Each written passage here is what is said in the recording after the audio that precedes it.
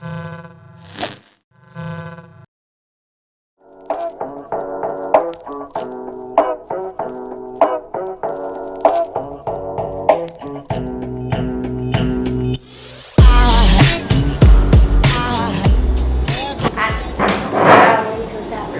đây không có sân học.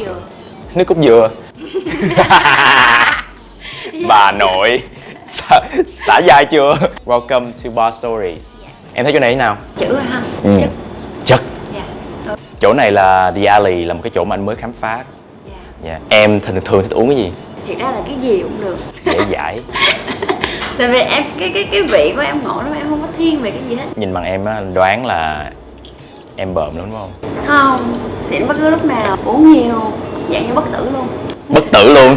Có những khi người ta lao lắm, kiểu như là tùy vào thể trạng lúc đó, em nghĩ là sau một ngày làm việc mệt nhọc á, uống tí thôi là bắt đầu kiểu buồn ngủ và liêm diêm rồi rớt luôn. Với lại cái quan cảnh này thì anh nghĩ là một cái ly gì đó thật là classic, old fashion, nó hợp với bà nội hơn.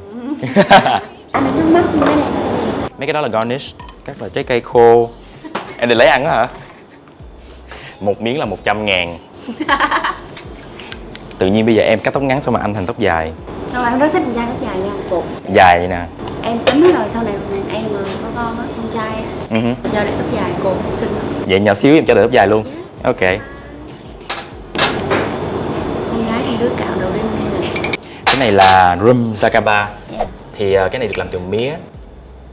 Tại vì anh thấy cái này nó phù hợp, nó trẻ trung hơn là một ly whisky chưa xong. Em hửi. Nghe mía em muốn hửi. Có một chút đường nâu brown sugar. Thật ra là anh rất là thích làm bartender thôi chứ anh không phải là bartender chuyên nghiệp. Nhìn là biết anh. Nhìn là biết đúng không? Nhưng mà em cũng thích bartender, tại vì em cũng thích nữa cái hả? này nó ngầu lắm. Em đã từng đi tới những cái quán khác. Đây cũng là một cái style dạng em thích. Có một câu chuyện mà anh học được từ cái anh chủ ở đây rất là hay. Cái quán này là một cái quán theo cái kiểu phong cách của New York như năm 1920. Em biết thời đó là thời gì không? Em không. Thời biệt kỳ cấm rượu. Họ không được uống rượu công khai cho nên là mọi người sẽ phải đưa những cái tất cả những cái bảng hiệu vào trong hết. Mọi người phải đi đường sau, đi thông qua nhà bếp chẳng hạn rồi đi vô tới đây thì mới mở ra một không gian khác. Thì mọi người nhiều khi vô cửa là phải có password. Trước mắt em thấy viên đá cho bỏ vô cái ly nữa đẹp. Yeah. Một chút orange zest, vỏ cam. Đợi xíu. So classic. Yes. Anh uống gì đó? Anh uống neat whisky Macallan. Yeah. Thì không nặng đâu. Không nặng. Em có thấy là ở trong cái hậu nó có một cái gì ngọt ngọt. Chocolate bitter, chỉ 2 giọt thôi. Thì nó làm cho em cảm thấy đỡ đắng hơn. Sắp tới em có những dự định gì nè? Cuối tháng 7 này là ra mắt phim Cô Gái Đến Từ Hôm Qua. Thì cũng là thuộc cái team bà nội luôn. Team bà nội của anh Fancy nè. Anh Tẻo dạ. Rồi cùng nhà sản xuất đó, rồi cùng diễn viên là em với Ngô Nguyễn Huy. Nói nhỏ quá vậy. Em sợ anh ăn thịt em hả? Giọng em nhỏ. Có nghĩa là nếu như mà em làm với một đạo diễn nào đó hợp thì hình như là ai cũng kiểu expect là em sẽ quay lại với bộ phim đó với một vai chính nữa và cứ vậy hoài. Vậy em nghĩ là nó có chán không? Đối với khán giả em chỉ sợ khán giả chán thôi. Còn đối với mình, đối với bản thân em thì không chán. Tại vì là mỗi bộ phim nó khác nhau mà. Giống như cái vai bà nội trong Em Là Bà Nội của anh nó hoàn toàn khác, nó không liên quan gì tới cái vai trong phim Cô Gái Đến Từ Hôm Qua này. Là cái vai này tên là Việt An, một cô gái 18 tuổi. Anh để ý trong cái phim bà nội á là em hay gù lưng đúng không? Xuyên suốt phim em đều gù lưng mà. Thì khi mà mình mặc một bộ đồ rộng rộng kiểu áo bà ba rồi vải nó hơi mỏng mỏng rồi mình chỉ việc gù lưng rồi tóc tai nó quăng lên là tự khắc mình sẽ già đi thôi. Mọi người thấy Miu Lê rất là ít xuất hiện trên báo, thiệt sự là kiểu ngoài việc là em sẽ giới thiệu phim, những dự án như bài hát của em, không có thấy nói gì về tình cảm. Chính xác, đó là cái tiêu chí của em mà từ đầu luôn á. Tại sao vậy? Vì em thấy là nghệ sĩ người ta có những cái đường hướng riêng và người ta có những cái suy nghĩ riêng. Lên báo xong rồi nói về cuộc sống cá nhân của mình thì nó là cũng là một cái hay, cái mà để cho mọi người biết rõ về mình hơn. Nhưng mà đối với riêng bản thân em là em chỉ muốn là lên báo hay là mình không có nói với mọi người lý tưởng. Ví dụ như em có celebrity crush không? chút. Ai? Justin Bieber. Justin Bieber. Ai cũng nói vô lý nhưng mà thật sự là từ nhỏ khi mà bạn đó còn nhỏ xíu á. Em chưa 18. Đừng. No, lớn tuổi. Thích em chưa 18 hả? Không phải vậy. Có nghĩa là cái hồi mà bạn hát những cái bài Baby á, là em vậy đã là thích vậy là rồi. crush của em, là Yeah. một celebrity crush của em đúng Yes, không? là nếu mà gặp ngoài đời chắc em khóc luôn á. Như là kiểu Fangirl. Dạ. Thì mà Thiệt hả? em nghiêm túc mà. Không thích những mọi người kiểu trưởng thành hay là tại thiệt sự anh thấy bây giờ có một cái style là con gái thích con trai nhỏ tuổi hơn. Có nghĩa là người ta thích cái gì ở một chàng trai trẻ. Có thể cuồn cuộn săn chắc. Justin Bieber có không? Có. Cái thời mà em thích baby á Ông là nhất. chưa. Nhưng mà em thích bạn đó lắm, em Vậy rất là hả? thích nha. Em từng nói mà, ví dụ mà bạn đó có về Việt Nam mà tổ chức một cái live show á, thì em sẽ sẵn sàng bỏ tiền ra mua một cái vé mắc nhất của cái concert đó. Ví dụ mắc nhiêu cũng mua, chỉ được đứng gần ngắm. Em Anh hiểu. không biết em sang Mỹ nha, em là hỏi bạn bè em bên đó là Justin Bieber hay đi ăn nhà hàng nào, nhà hàng nào. Trời đất ơi, Trời, em stalk người ta hả? Biết nhà luôn á, em biết nhà bạn đó bên Mỹ luôn. Anh hiểu cái gu của em rồi đó. Cũng hẳn là gu nhưng mà kiểu fangirl đi. Fangirl. Dạ. Em muốn ăn uống gì đó mạnh mạnh hơn. Ủa cái này là need mà anh uống whisky không đó? Dạo này anh thấy là trên mạng có rất là nhiều người kết tội những người nghệ sĩ một cách không cần xét xử. Em không thích chuyện đó đâu. Em không nói về nghệ sĩ đâu. Thực sự là trong đầu em nghĩ rất là nhiều. Đúng rồi, nhưng mà em- có những chuyện mình nghĩ Có thôi. cái gì mà em đang quan Nghĩ tâm trong đầu bây giờ thôi. á? Tự nhiên hôm nay mình lại đặt hoàn toàn lòng tin ở người này, xong ngày mai chỉ vì một bài báo xong rồi dư luận họ đổ dồn ngược Yeah. lại, xong rồi ngày mai là một bài báo Đẩy để lại. đẩy lại. Khó chịu thiệt. Anh không phải là anh muốn nói đến cái chuyện của nghệ sĩ, nhưng mà tại vì mình làm trong giới nghệ sĩ, mình quan tâm đến những cái chuyện mà khán giả họ ở trên mạng họ nói cái gì về những người đồng nghiệp của mình. Thực sự giống như anh rất là quan tâm chuyện Hương Giang. Tại vì Hương Giang anh nghĩ là sẽ không bao giờ nghĩ là cái chuyện nó đi quá xa đến như vậy luôn. Mình nói quan điểm riêng của mình á, đôi lúc vô tình nó lại có một cái gì đó nó không mang tính khách quan, đôi lúc lại làm tổn thương Giang. Còn cái chuyện mà Giang vô lễ hay gì á thì em không có ý kiến. Đúng rồi, tại vì Em mình không cũng có không ý có kiến. mặt ở đó, mình cũng không biết được. Mình không biết được thực chất là cái nó như thế nào, rồi mình cũng không phải là chú trung dân, mình không phải là người trong cuộc thì mình không nên có ý kiến. Nhưng mà có một cái điều này em không thích ở một vài đối tượng khán giả là qua cái chuyện mà nói Giang vô lễ với chú trung dân á, xong lại lôi cái chuyện giới tính Giang ra. Chính xác, anh rất bất bình chuyện đó Em luôn. thích chuyện đó. Đó là tại sao mà anh nghĩ chứ, hồi xưa mình có 3 cái quyền lực mà của một đất nước, của một nhà nước: lập pháp, hành pháp, tư pháp. Sau đó là mình có quyền lực thứ tư, báo chí. Nó có dùng cái quyền lực tiếng nói của báo chí đó để có thể đưa một cái vấn đề lên hoặc là xuống. Thì bây giờ mình còn có quyền lực thứ 5 nữa, mạng xã hội. Cộng đồng. Kết tội luôn người ta không cần xét xử. Em có bao giờ bị Có chứ, em có một cái quan điểm là không bao giờ em đọc comment Facebook và em không thích livestream. Chỉ có những cái lúc mà cần thiết thật sự để mà PR cho một cái gì đó hoặc là cho một nhãn hàng á, em mới livestream. Và em bị một cái tật là khi mà em đọc comment á, em không bị chi phối bởi nó. Ví dụ mà đang kiểu chị ơi chị dễ thương quá, em yêu chị trái tim rồi hung tá nã này kia, xong rồi ở dưới có một cái comment ví dụ như con khùng hoặc là nhìn thấy ghê đó, thì em sẽ bị kiểu mood mình nó tụt xuống một tí đó, thì em không muốn kiểu vậy do em không bản lĩnh. Thiệt sự là em cho anh một cái cảm giác là em là một cô gái rất bản lĩnh luôn. Không dám đối đầu với một cái comment thì là bản lĩnh cái gì. Bây giờ chết rồi, không sao. May mà là Samsung S8 Plus, chứ mà con khác rơi vô nước là tiêu rồi. Cái nào cũng rượu hết, vậy quá. Mình không biết cái nào là rượu, cái nào là nước hết. Đây là trò chơi heads up. Mỗi người sẽ có 3 lượt, mỗi lượt 1 phút và phải đoán cái gợi ý của người kia. 2 lượt của mỗi người xong thì người nào mà thấp điểm hơn người đó phải uống. Em hãy nói là em đồng ý, tôi chấp nhận luật chơi này thì anh mới dám chơi. Tôi chấp nhận luật chơi này. Rồi lớn lên. Tôi chấp nhận luật chơi này. Không phải, tôi chấp nhận luật chơi này. Tôi chấp nhận luật chơi.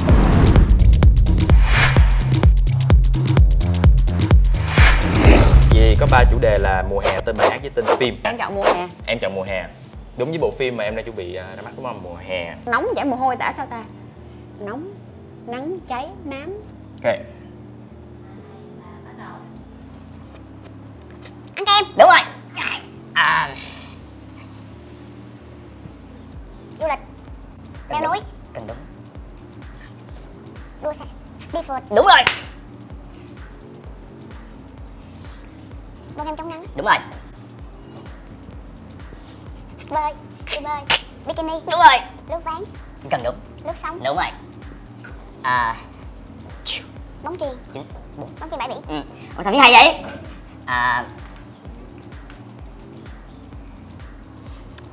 phơi nắng, cần đúng. tắm nắng, Chính xác.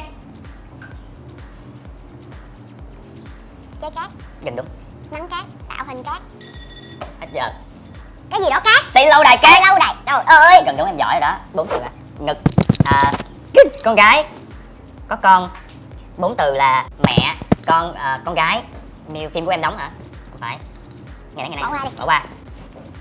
Thấy không, ngu lắm hả? Con gái. 1 9. Em chưa 18. Một từ. Kiến công. Con đúng rồi. 3 từ. Con riêng gì khỉ hả? Cái gì của The Apes? Tôn Ngộ Không. Tây Du Ký. Mấy chữ? Thả 7 chữ lần hả? Cái ngôi nhà nhỏ trên Thảo Nguyên. Ngôi nhà nằm có nhà này mới mưa. Hết giờ đây. 4 7. Wow, amazing. Chết rồi vậy là. Trời ơi, chọn nhanh mà coi như là đây là một thử thách cho em luôn á.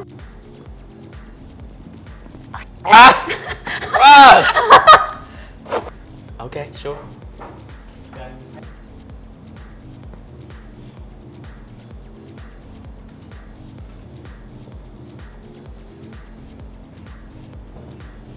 Bỏ qua. Ba không lấy chồng. Lạc trôi.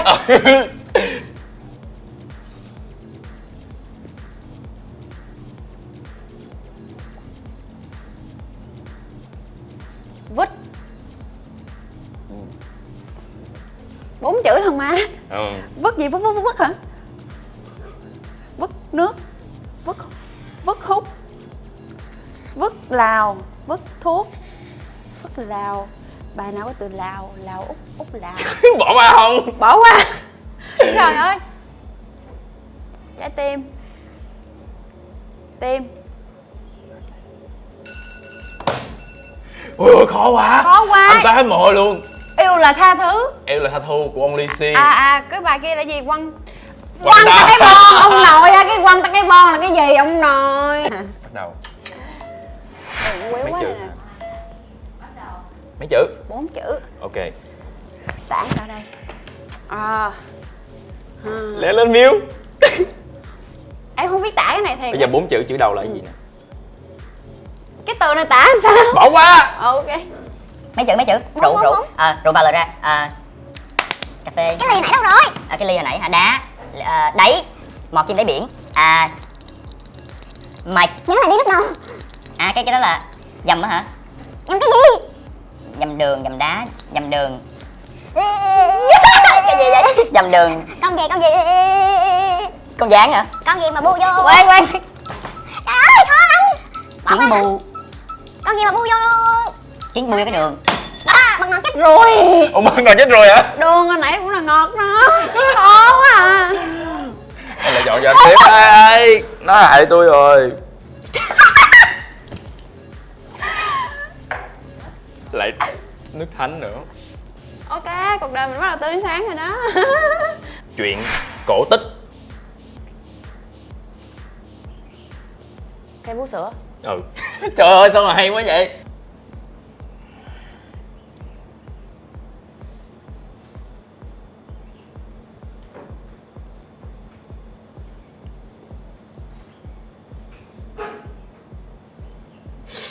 Cái gì anh em? Con trai con gái? Thôi bỏ qua. Tấm cám. Thánh giống. Lọ lem. Đúng rồi. Từ từ đi, cái lúc ập Hết rồi. Cái này khó lắm, không đoán nổi luôn. Cái gì mà miếng trầu kỳ diệu. Ở dưới nước. Trái gì mà ở dưới nước vậy? 2 chữ. Ẩm thực hả? Ăn hả? em khuyên anh nên bỏ qua đi. Bỏ qua đi. 2 chữ. Nước súp hả? Phở, bún bò, hủ tiếu, mì Quảng, bún riêu. Trời ơi. Cái gì nữa? 3 chữ. Bún bò Huế, một cái mâm, một cái tô, một cái thùng, bỏ nhiều thứ vô hả? Gỏi, có cá hay có hải sản hả? Cái gì vậy Miu? Miu, đây là món gì? 3 món là món gỏi hả? Không phải. Nè. Bánh bèo chén. Đổ vô hả? Cái gì đổ vô? Đây là món khô, món nước, món nước, không phải món nước không? Món nước. Lẩu hải sản đó anh. Trời đất ơi, lẩu hải sản. Cái anh toàn. An toàn. Chỉ ly này. Cái dòng tiếp theo mình chỉ dùng một từ thôi, em không diễn tả, nó dùng một từ thôi.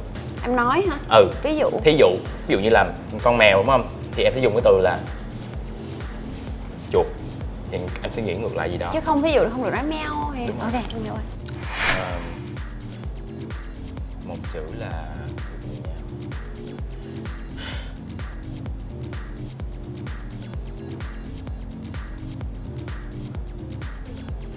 Hát mẹ 5 phút. xoăn. Sẽ Việt Nam xoăn. Ca sĩ Hoàng Vũ. Sai. Phạm Anh Khoa. Siêu Black. Sai. Xoăn hả? Xoăn. Bỏ đi, bỏ qua đi. Bỏ qua. Xuống. Từ này sao ta?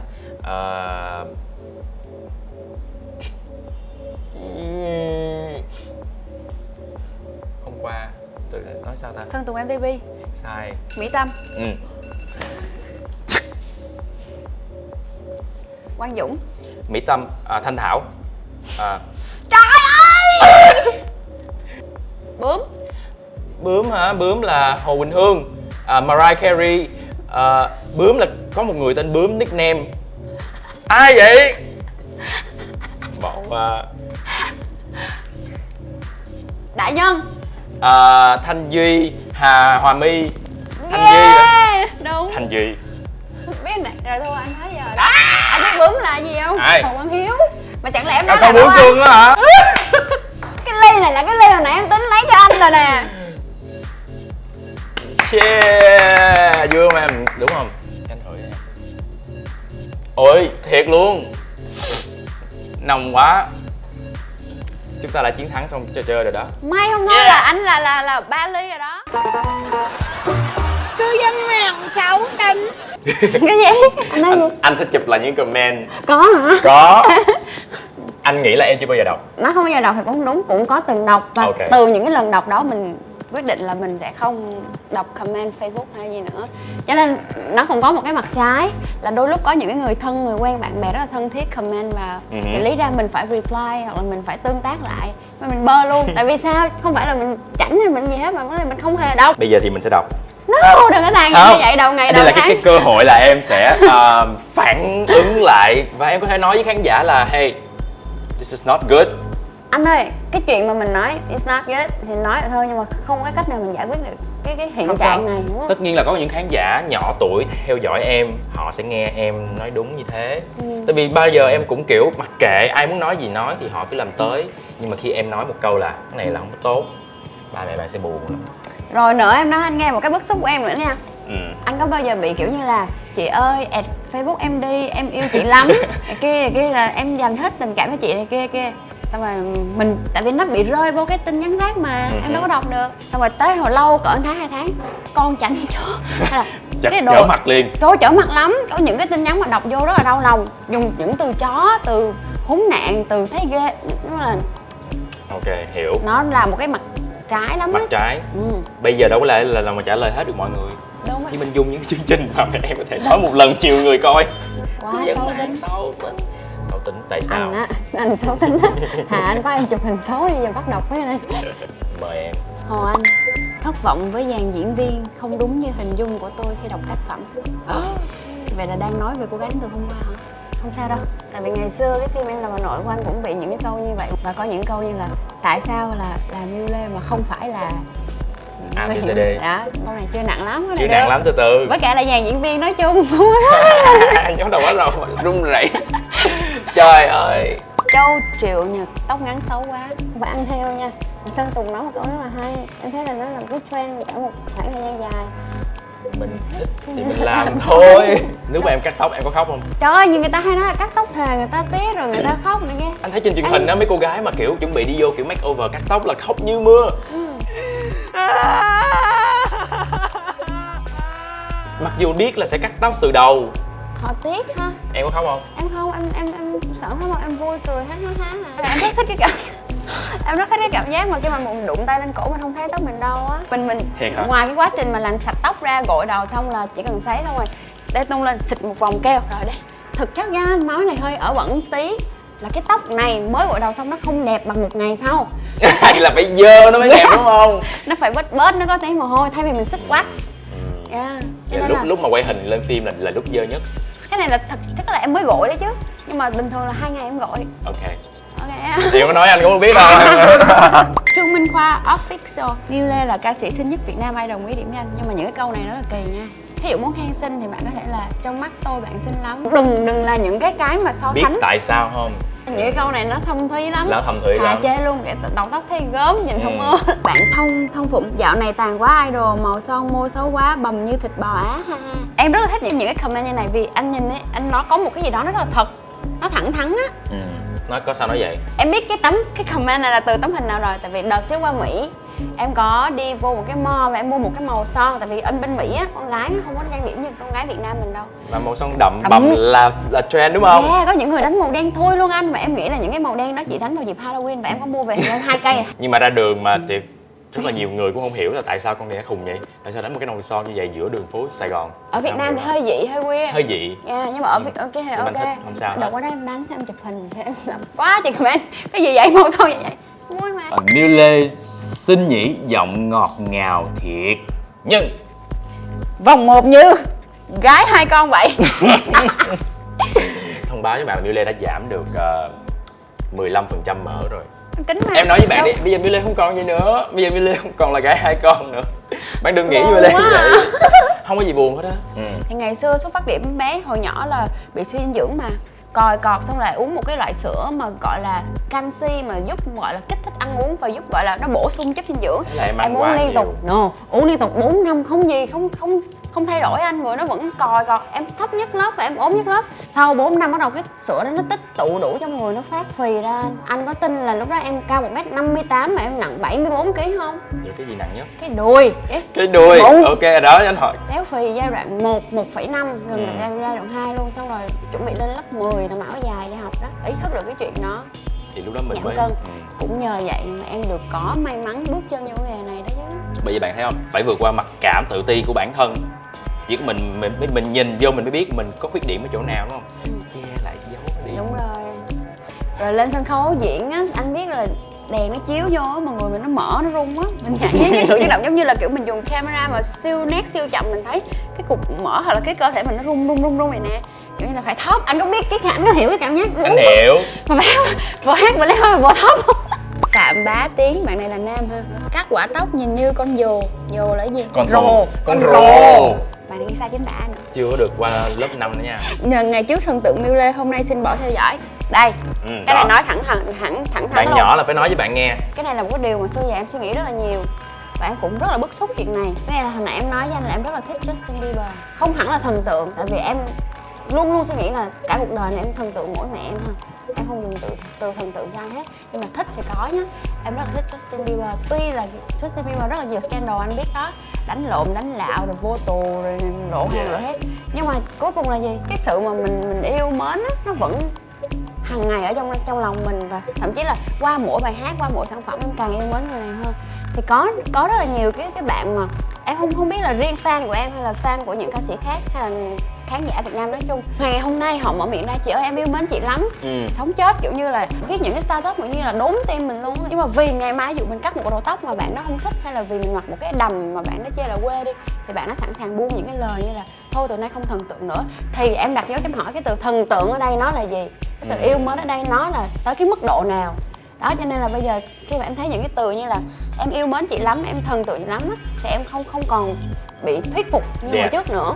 Mà mình cảm thấy những cái từ này đôi lúc nó là một cái gì đó nguy hiểm ngược lại cho mình. Cho nên những ai yêu mến mình á thì vừa thôi, đừng có thể hiện quá. Yêu thôi, đừng yêu quá.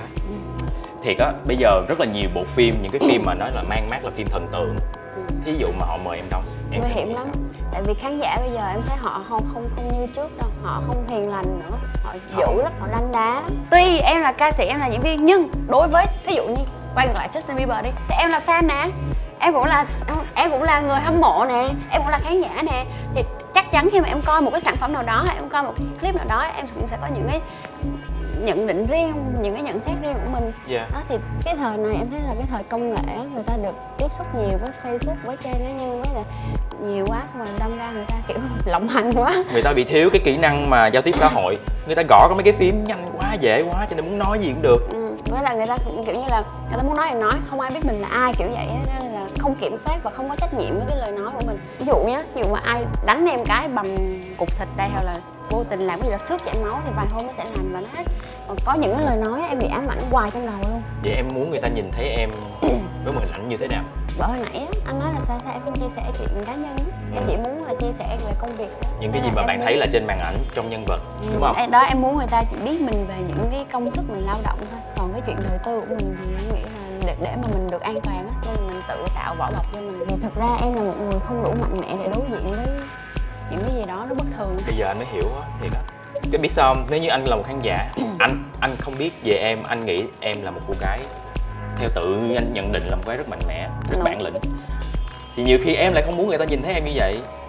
Đó, nó có hai cái kiểu nó rất là đối lập nhau, em hiểu không? Sợ thiệt, nhưng mà mình nên tạo cho mình, giống như ví dụ mình đi nắng, mình sợ nắng thì mình mặc áo khoác đi. Đi mưa sợ mưa che dù đi. Đừng để cho mình phải rơi vào một hoàn cảnh nào đó rồi lại phải đi tìm cách chữa. Ok, đây là một cái trò chơi mà Dustin rất là thích của Ellen Show. Nó được gọi là, ở trong show là Pitch Please, nhưng mà mình gọi là bán hàng bất chấp.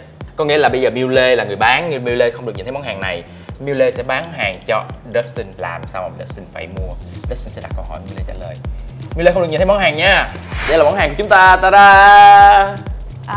Một món hàng mà tiện dụng cho gia đình mình, ai cũng có thể sử dụng. Vậy hả?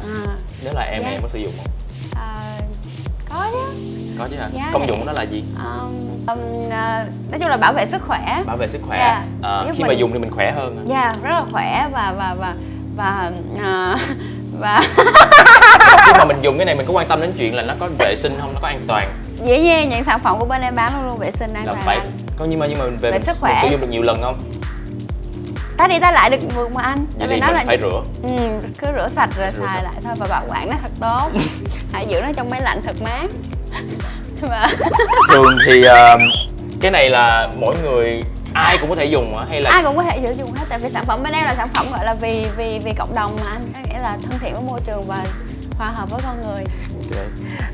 Nếu như mà người có gia đình thì mình nên làm trong nhà thì có bao nhiêu người xài thì mình nên mua nhiều hay là mình mua cứ mỗi người cái đi, một cái rồi. Ví dụ mà ai cảm thấy hợp quá thì kiểu sắm riêng để dành đó, lỡ mà có hư thì có xài liền, không cần phải thời gian order. Em nghĩ như vậy là phù hợp. Cái hàng sử dụng như thế nào? Bảo hành toàn quốc, bảo hành cả thế giới, toàn cầu. Hạn sử dụng. Hạn sử dụng bao lâu? Có hư đâu mà sử dụng, có hạn sử dụng. Vậy nó xài hoài mà. Xài hoài luôn. Xài hoài luôn. Bảo hành 4 năm. Thường thì cái này mình có thể đem ra ngoài mình sử dụng ở ngoài, hay là mình chỉ sử dụng ở nhà thôi? Sản phẩm gia dụng hay là mình sẽ... Tại vì đây là được làm bằng chất liệu rất là tốt và tâm huyết của tập đoàn nhà em, cho nên là ra nắng cũng không bị kiểu như là bị nóng quá. Có tác dụng phụ gì khi dùng cái này không? Có nghĩa là mình phải cẩn thận là nhiều khi dùng cái này nhiều quá hay là ít quá, hay là sao nó gây ra những cái hậu quả gì? Dùng nhiều quá mình đẹp á. Vậy là cứ dùng nhiều là tốt. Ok. Quá bị cứng ranh. Vậy thì cái này theo em á thì em sẽ recommend những cái đối tượng nào họ sẽ mua, những đối tượng nào mạnh nhất? Thì như lúc nãy em có nói đó là mọi đối tượng, gia đình mình, ông bà, cha mẹ, con nít gì xài cũng được hết, nhưng mà em ưu tiên khuyến khích giới trẻ đi. Giới trẻ thôi, đúng không? Khuyến khích giới trẻ mình xài thì nó sành điệu, đúng không? Cool, đúng không? Ok, vậy thì cái món hàng mà Mule bán đây, mời em coi.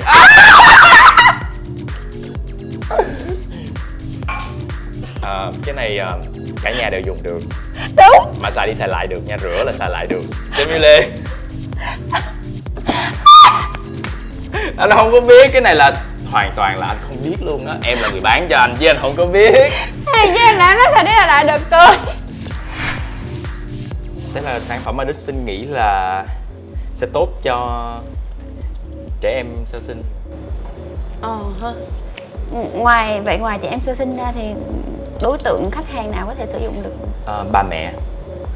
Ba mẹ. Và ba mẹ có con cho con bú. Nghe vậy là sản phẩm này rất là kén đối tượng sử dụng. Thực ra thì là đôi khi mọi người cũng có thể sử dụng nhưng với mục đích khác. Cụ thể đó là mục đích gì ha?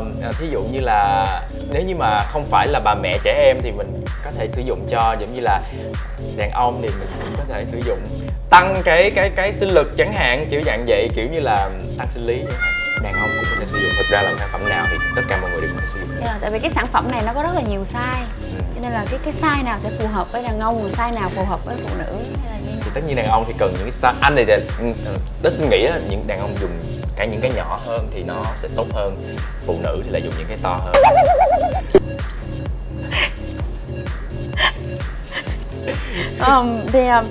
Cái lứa tuổi nào thì phù hợp với này? Hồi nãy mình chỉ đang nói về là giới tính thôi. Cái lứa tuổi thì Dustin nghĩ là những người trưởng thành đã có gia đình nè. Thường thì gia đình là những người mà sử dụng những cái này tốt nhất. Phải là trưởng thành ha. Trưởng thành, có gia đình hoặc là dậy thì là chưa ok ha. Chưa được ha. Dạ, phải dậy thì phải lớn, phải trưởng thành, có công việc ổn định, có gia đình. Thì một tuần mình dùng bao nhiêu lần cái sản phẩm này? Một tuần thì anh nghĩ là 3 ngày thôi. Còn những ngày khác? Những ngày khác thì mình cho cơ thể mình nghỉ ngơi á, mình không nên tiếp xúc với sản phẩm quá nhiều, nó sẽ gây ra những cái hậu quả khác.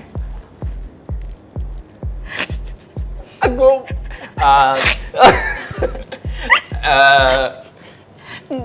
khi mà mình đi vào cái môi trường nào thì mình nên mang nó theo để mà tiện lợi cho việc sử dụng nó. Anh nghĩ là cái này thì nó sử dụng phù hợp với tất cả các loại môi trường, nhưng mà đừng có đến với những cái vùng mà khô quá thì sản phẩm nó sẽ mất tác dụng. Tại vì nó phải giữ ẩm thì nó tốt hơn cho cơ thể, tại cơ thể mình cần rất là nhiều nước. Thì giữ ẩm, đừng để nó bị khô, nó sẽ bị héo, nó sẽ không tốt. Bây giờ mình coi thử. Ok. Anh nói là những rau mà bị khô, bị héo là không nên sử dụng đúng không? Đúng rồi. Ok. Bây giờ mình nhìn giá. Trời ơi. Đàn ông nên sử dụng trưởng thành mới được. Nhớ rồi, vậy là anh bán cũng gần đúng không? Ai cũng xài được. Khô héo nữa gì? Nó khô cái gì? Nó Dầu khô. ăn luôn á hả? Oh my god. Thank you Mule rất là nhiều. Cái ly cocktail mà từ khi mà mới vào talk show, mới vào show á, anh Dustin pha cho Miu uống á, thì với cảm giác đầu tiên là nó có một cái vị thanh, một cái vị ngọt lúc cuối khi mà mình nuốt vào á, nên là tạo một cái cảm giác rất là dễ chịu. Còn những cái hình phạt cuối cùng này thì là hơi nặng. Thực chất khi mà cái ngày mà trước khi mà Miu lên tới đây quay á, ngày hôm qua á, Miu cũng có suy nghĩ, tại vì Miu biết chắc là khi mà vào đây thì những cái thật nhất, những cái mà mình muốn nói mình sẽ nói ra và chia sẻ, hai anh em chia sẻ với nhau. Nhưng mà theo những gì mà Miu thấy nãy giờ thì những cái điều mà hai anh em chia sẻ với nhau nó là một cái ý kiến rất là, Miu nghĩ là hữu ích. Những cái mà Miu chia sẻ về khán giả, về những cái comment của khán giả lên mỗi cái post hay là mỗi cái thông tin gì đó của nghệ sĩ, thì Miu nghĩ đó không riêng bản thân Miu đâu, mà Miu tin chắc rằng đó là cái suy nghĩ chung của những người nghệ sĩ. Và nếu như mà có cơ hội thì mọi người hãy mở lòng hơn với nghệ sĩ và nói một cái hơi kỳ là bớt khắt khe lại và nên tôn trọng những cái gì thuộc đặc quyền riêng tư của nghệ sĩ. Nãy giờ thật sự rất là vui, tại vì hiếm có cái show nào mà vừa uống rượu, uống cocktail mà có hình phạt. Tại vì thực chất nãy giờ cái lượng rượu mà Miu nạp vào á cũng khá. Nên là khi mà vậy thì mọi điều mình tâm sự nó sẽ thật hơn, và có những cái game của cái show này rất là vui. Nhưng mà Miu complain một cái là hồi nãy ở đây là hình phạt 6 shot, thì hồi nãy Miu rất là may mắn, nghĩa là trả lời câu hỏi đúng thì mà uống con shot mà đã kiểu hơi lân như thế này. Nếu như mà một khách mời nào đó mà xui mà trả lời không được mà phải một mình uống hết 3 ly mà hậu quả sẽ như thế nào? Trước giờ Miu đã biết về anh rồi, theo dõi anh trên TV, trên mạng, trên tất cả mọi thứ công việc của anh, thì cái nhận định đầu tiên là một cái người mà Miu cảm thấy là có một cái cá tính riêng, một cái chất riêng, không phải vì cách mặc đồ hay là cách để tóc, nhưng mà ở anh có một cái gì đó mà mình rất là muốn khám phá. Và Miu nghĩ là cái show này anh Dustin làm hot là rất là hợp lý á. Tại vì theo Miu thấy là kiểu mà tuy là cái khả năng bartender của anh chưa có professional lắm, nhưng mà nhìn vô nó cũng có một cái chất gì đó, một cái gì đó mình nghĩ là nếu mà kiểu mà anh đam mê vào cái này thì sẽ là một cái gì đó hay ho đây.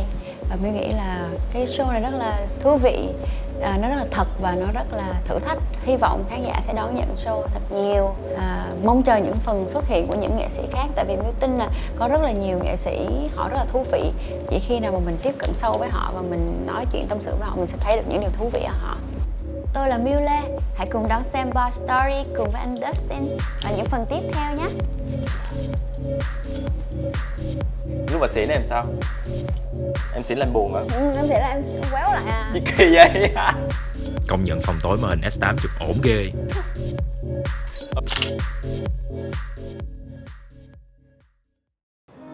Sợ anh biết, sợ anh không biết. Muốn anh biết, muốn anh không biết. Điều buồn nhất là anh biết lại làm như không biết. Sợ em sẽ khóc, lại vờ như không khóc. Lúc muốn khóc phải giữ trong lòng. Điều buồn nhất